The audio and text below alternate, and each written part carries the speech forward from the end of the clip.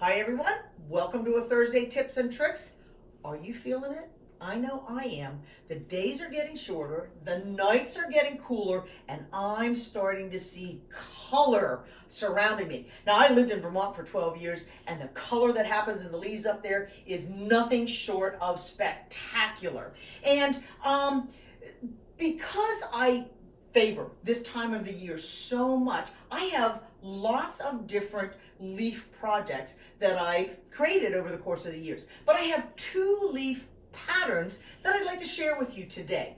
The first leaf pattern is called Signs of Autumn, and it has two different projects in it. It has a table runner, and it also has a wall hanging type project. And then I have my Northern Neighbors pattern, which has also two different size projects in it, a twin size and a great big king size project. Now both of those two patterns have leaves in them, but the leaves are indeed different. And I'm going to take a minute to show you the difference between the leaves, if that make a difference in what pattern you tend to choose.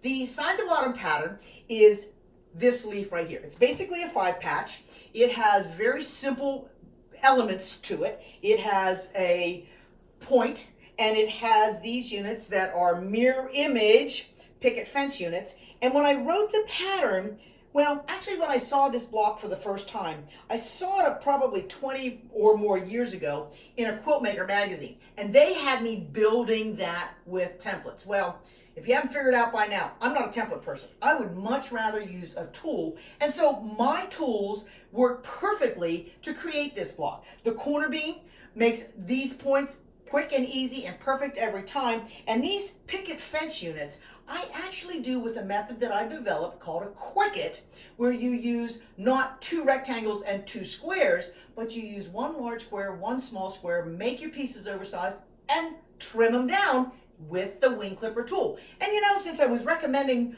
the wing clipper tool for this, I added lots of flying geese to the different projects, and we'll go over those here in just a minute. The other leaf pattern that I use, I actually found this in one of my sketchbooks. I believe that it may have been somewhere and I sketched it out. Maybe it's the leaf that I sketched out, but it's got a little bit more complexity to it. It does have the same corner beam for that tip. It also has and uses the wing clipper to create those flying geese, but it has these split rectangle shapes on it. And you know, this Northern Neighbors project that I created, that's on the front cover of the pattern, was one of the very first projects that I made using my split rex tool when it came out just a couple of years ago. And the project on the front cover of the Northern Neighbors was actually all done in red and white. And at this point, I'm going to talk to you a little bit about choosing fabrics to make a scrap quilt. Scrap quilts, because of their nature, can get very busy very quickly. So a lot of times I tend to keep control over my scrap projects by limiting the fabrics that go into them. And a lot of times that limit comes from a chosen focus fabric.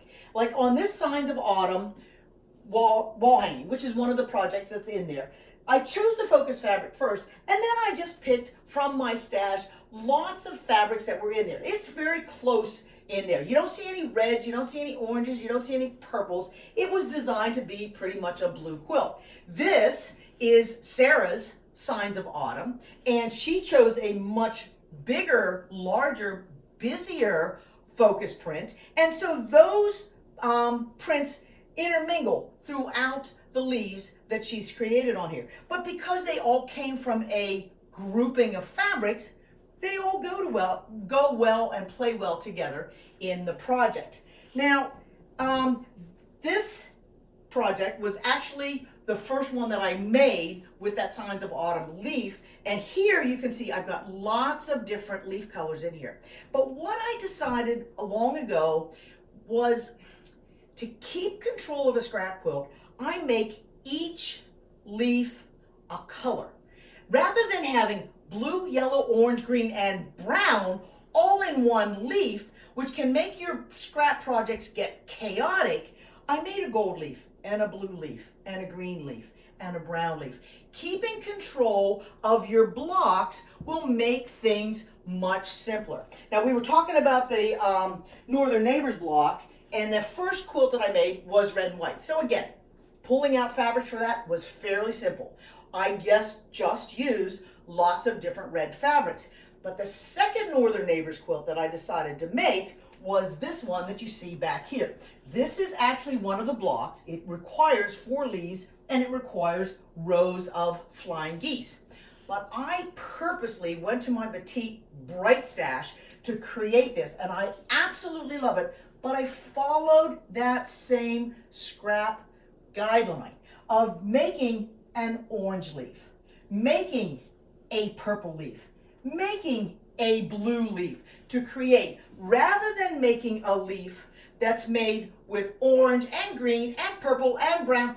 This could have made the project very, very busy very, very quickly. So keep that in mind when you're doing scrap projects. I love making leaf projects for gifts and for my fall decor. And if you don't have time to make some of the ones that are either in the Signs of Autumn or in the Northern Neighbors, think about using those leaves to make a little bit simpler projects. Just 4 leaves and a little bit of sashing. You can create something for your table, for your wall. You can do table runners. This is one that has a pointed end on it. And there's one here that has just 4 of those leaves squared off at the edge. Here you need to use those side setting triangles that we've been talking about when we set things on point. The Signs of Autumn leaf finishes to 7.5 inches, which makes it very nice for table runners. The Northern Neighbor leaf actually finishes to 9 inches, so it's going to be probably a little more challenging to make a table runner with that. But I do want to show you one more thing before we're all finished. The red and white quilt that you see over here is actually Sarah's, and if you can't see it from the distance, there are tons of different reds and whites in here.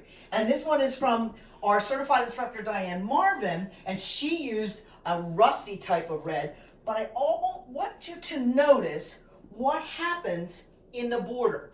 The large quilt has borders that have 3 small piece leaves in it and an outside border. The twin size just has the 3 small leaves. But you know what? Because you're using tools and not templates, those smaller versions of this leaf can be made just as easily with your corner beam, your wing clipper, and your split Rex tools.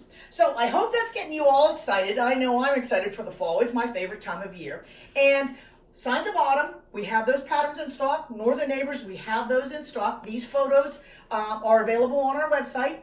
And I hope that you dig into your stash and have fun making a project using one of these 2 leaf patterns. Take care, everybody. I'll see you next week.